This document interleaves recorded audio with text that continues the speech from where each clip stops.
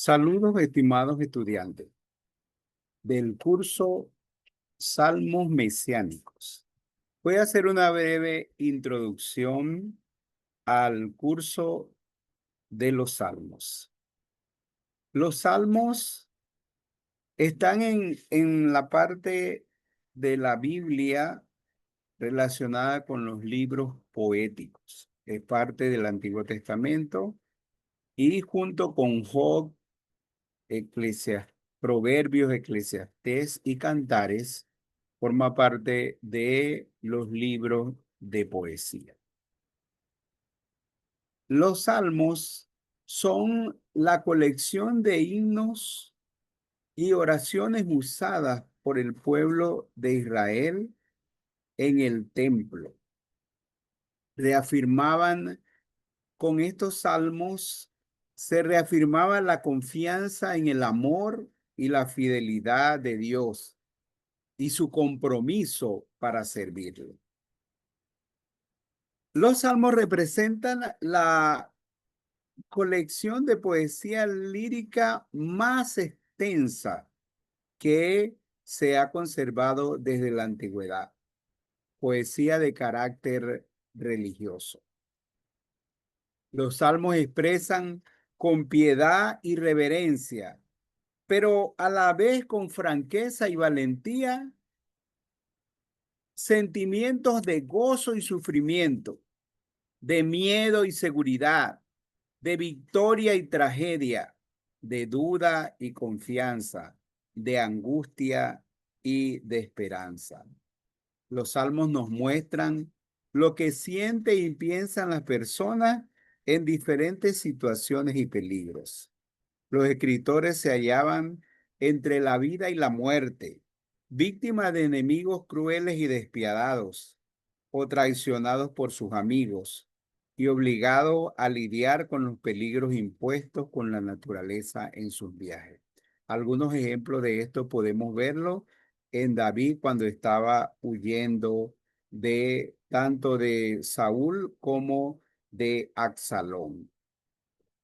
Sin embargo, en medio de todas estas circunstancias, ellos estaban convencidos del señorío de Dios, de que el señorío de Dios se extendía a todas las áreas de su vida y se regocijaban en el Señor, reconociéndolos como el guía de su vida. En cada ocasión en que Dios manifestaba su soberanía interviniendo de manera directa a favor de su pueblo, entonces el pueblo le rendía alabanza.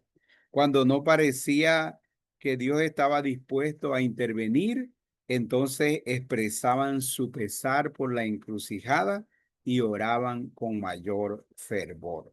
Por eso es la colección de himnos y de oración y súplica. Cuando le parecía que la vida era injusta, reflexionaban sobre la sabiduría de las decisiones de Dios. La alta crítica afirma que los libros de los Salmos se escribieron en un periodo post-exílico, es decir, después el regreso de los judíos de Babilonia, y especialmente lo colocan con una fecha tardía como en el año 150 antes de Cristo, en la época de los macabeos. Entonces, ellos piensan que no deberían decir salmos de David, sino salmos para David. Porque los sobrescritos o los encabezamientos, que son los indicadores breve que se redactaron en tiempos posteriores que agregan el título a algunos salmos para explicar el propósito de la composición, la melodía o cómo debía ejecutarse. A menudo también incluían este, ah, algo sobre el autor del salmo. Entonces, ellos piensan, la alta crítica, ellos piensan que estos sobrescritos o encabezamientos, entonces deberían decir, en vez de salmos de David, salmos para David o salmos dedicados a David, y que fueron escritos entonces en aproximadamente en el año 150 antes de Cristo. Pero hay razones suficientes para nosotros afirmar, hay razones suficientes para afirmar que, que no fueron escritos en el periodo de posexílico, sino que realmente fueron escritos por David, una gran mayoría de salmos. Y recuerden que David vivió en el año 1000 antes de Cristo. Entonces, hay razón suficiente para sostener que David es el escritor de los salmos que se escribieron en el tiempo de David. Por lo menos podemos pensar en tres razones. La primera es que la escritura presenta a David como cantor, compositor e impulsor de la música, impulsor principal de la música en el templo. Y eso nosotros podemos encontrarlo en Segunda de Samuel capítulo 6 versículo 5, Primera de Crónicas 15, 3 al 28, Primera de Crónicas 16, 4 al 43, Primera de Crónicas 23, 1 al 5. La segunda razón es que en el Nuevo Testamento, los autores reconocen a David como el autor de los salmos, eh, porque usan su nombre para referirse a los salmos. Un ejemplo es el Salmo 2:25, que cita el Salmo 16:8 al 11, donde precisamente dice que, como dijo el salmista David, siéntate a mi diestra hasta que ponga a tus enemigos por estrado de tus pies. O no dejarás mi alma en el Seol, ni permitirás que tu santo vea corrupción. Entonces ahí en el Nuevo Testamento se hace el reconocimiento de David acerca de los salmos. Hay otro texto también donde los apóstoles dicen, citan el Salmo 2, diciendo, por boca de David el Señor dijo, ¿por qué se amotinan las gentes y los pueblos piensan cosas vanas? Se levantarán los reyes de la tierra y príncipes consultarán unidas contra Jehová y contra su ungido. Y así entonces los principales sacerdotes se levantaron contra Cristo y todo eso. La tercera razón es que la forma característica de los salmos, que es el paralelismo y el paralelismo y la métrica, un lenguaje en común y el uso de determinadas formas verbales, tienen antecedentes casi idénticos en la poesía cananea que se escribió 400 años antes de David. Entonces, no hay ninguna razón, por ejemplo, no hay ningún motivo para atribuir una fecha tardía, es decir, 700 años después de David, porque el estilo y el vocabulario de los textos realmente es del tiempo de David y aún antes de David.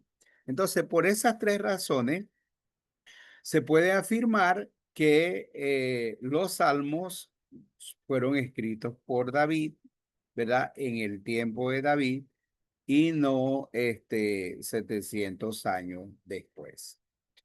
Claro, la colección de los salmos se formó a través de los siglos, porque Moisés, que vivió 1450 años antes de Cristo, o que vivió 450 años antes de David, entonces se le atribuye el Salmo 90. Y ahí entonces está desde Moisés, está los salmos de David y están los salmos también que se agregaron posteriormente, como después, sí después de o en el tiempo de la cautividad de Babilonia, o cuando regresaron, como es el Salmo 126 que habla acerca de la cautividad. Entonces, en los salmos se atribuyen el Salmo 90 se atribuye a Moisés, David compuso 73 salmos, Asaf o sus descendientes, el Salmo 50, el Salmo 73, desde el 73 hasta el 83, Emán Esraíta, el Salmo 88, Etán Esraíta, el Salmo 89. A Salomón se le atribuye el Salmo 72 y el Salmo 127, y el resto son anónimos. Entonces, más o menos así es la clasificación o los autores que se presentan acerca de los salmos. Un salmo es una composición musical que se canta con acompañamiento de instrumentos de cuerda. En el hebreo era libros de alabanza y traducido al griego entonces este libro de los salmos. Para comprender los salmos, su impacto, es preciso conocer su cultura y percibir lo que experimentó el pueblo de Israel en ese tiempo de David, al vivir entre sus vecinos paganos, que a menudo intentaban destruirlo. Y así entonces nosotros podemos comprender la magnitud, lo que ellos sentían, lo que ellos vivían.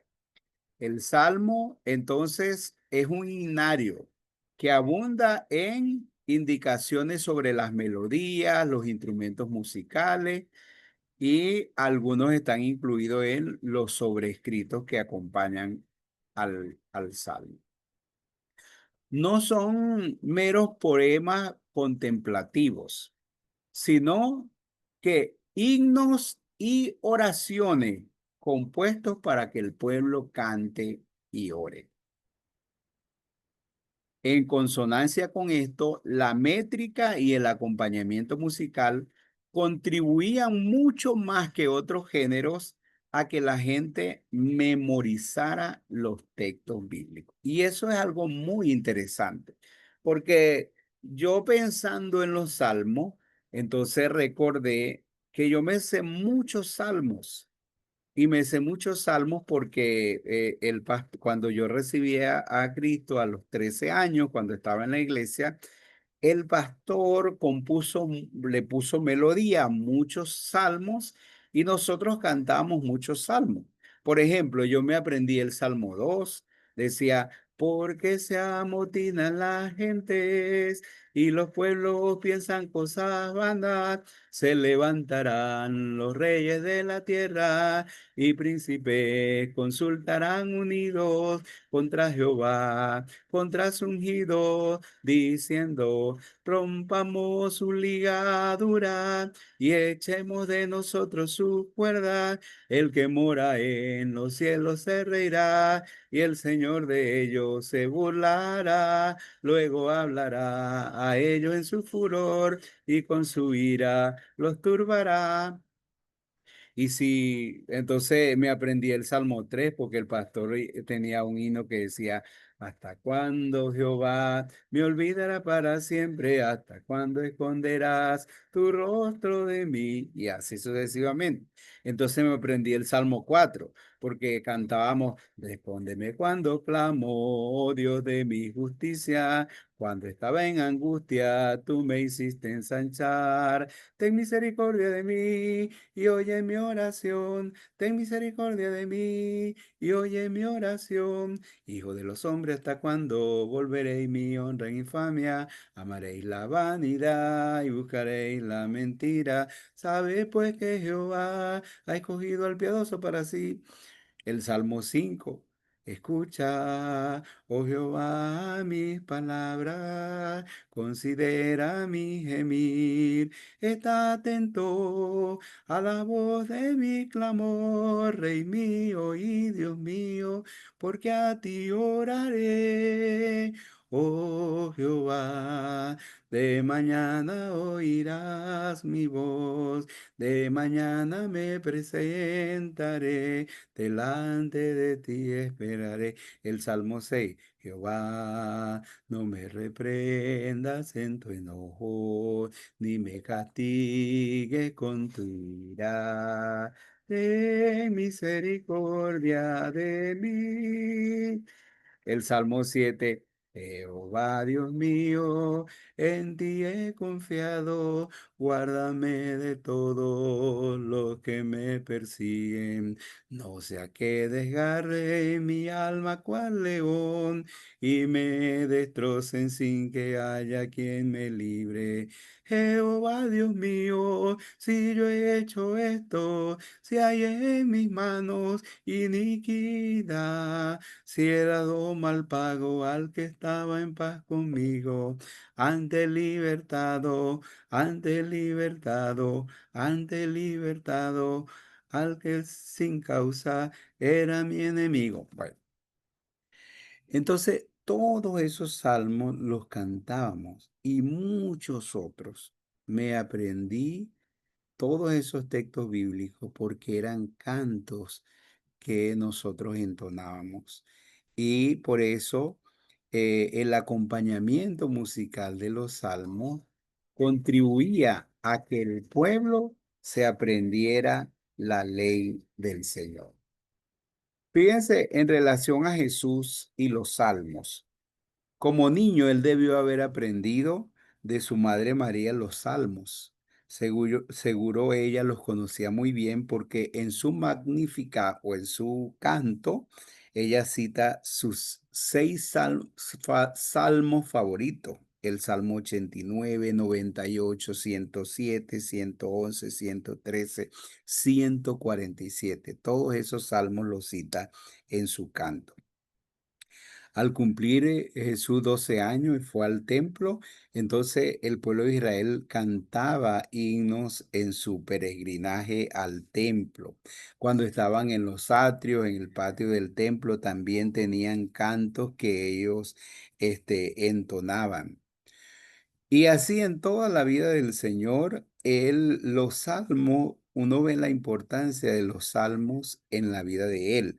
Por ejemplo, cuando Jesús fue rechazado por los escribas, los reprendió y les dijo, él les citó el Salmo 118 que dice, la piedra que desecharon los edificadores ha venido a ser cabeza del ángulo.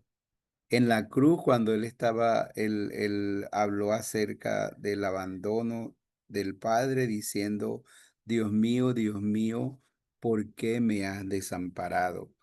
Y su último suspiro, él mencionó el Salmo 31 cuando dice, en tus manos encomiendo mi espíritu. Entonces, cuando él resucitó, que se apareció a los que iban en el camino de Maús, les dijo en Lucas 24:44, ¿acaso no has oído? Todo era necesario que se cumpliese todo lo que estaba escrito de mí en la ley de Moisés, en los profetas y en los salmos. Entonces uno ve allí la importancia del estudio de los salmos.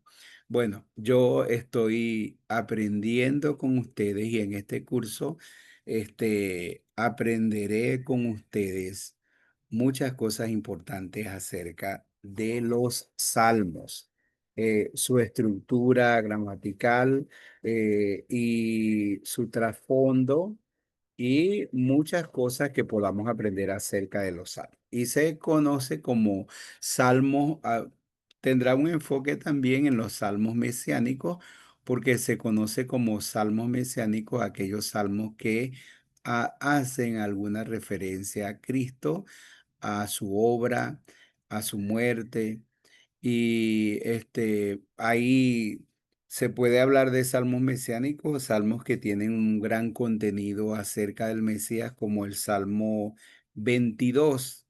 Eh, También se habla de salmos mesiánicos, aquellos que tienen este, una porción de texto de como 3, 4 versículos que hablan acerca de Jesús, como es lo que dijimos acerca del Salmo 16, los últimos, creo que los últimos 4 versículos.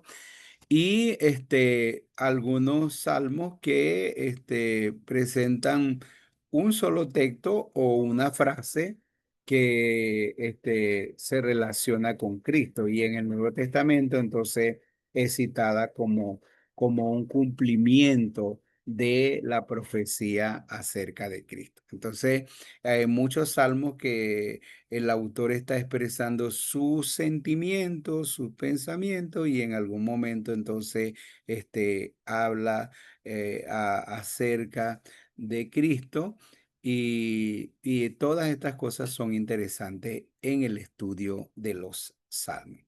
También entonces vamos a estudiar acerca de una característica de los salmos, como de la poesía hebrea, como es el paralelismo. Y vamos a estudiar acerca de el paralelismo, algunas clases de paralelismo, pero eso lo vamos a ver bien detallado en la próxima lección.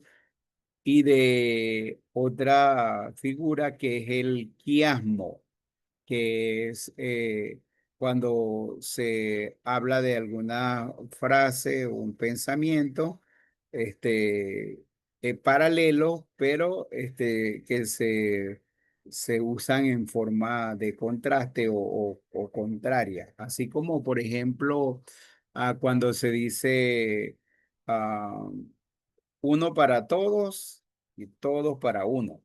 O como cuando hay esa frase famosa del presidente de Estados Unidos: no piense lo que Estados Unidos puede hacer acerca de ti, sino lo que tú puedes hacer acerca de Estados Unidos.